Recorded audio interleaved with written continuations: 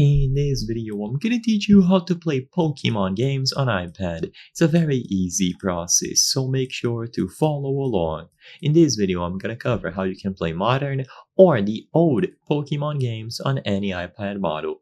So first, before I start talking about classics from the GBA era, DS era, and so on, I want to make it very clear that nowadays there are a lot of Pokemon mobile games. You will have stuff like Pokemon Unite, Pokemon Go, Pokemon Masters EX, and so on, and all of these can be downloaded directly from the App Store. So if you don't care about which specific Pokemon game you want to play, just look for any of these and download them from the App Store. It is going to be incredibly simple.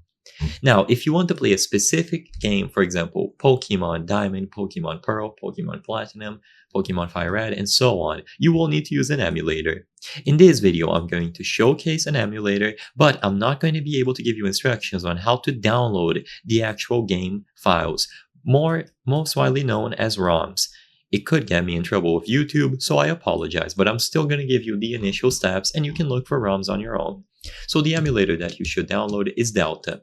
This one is actually available on the App Store. So when you look for Delta on the App Store, you can find it officially available there. So it won't have any viruses or any dangerous installs. So just download Delta from the App Store. Once you open Delta, you will have this interface where you can add new game ROMs. So like I said before, you will have to locate a ROM on the internet and load it into the Delta game emulator. Each ROM is going to refer to a game. So for example, if you download a Pokemon Fire Red ROM and you add it through this window, it is going to appear on the list and then you can open the game.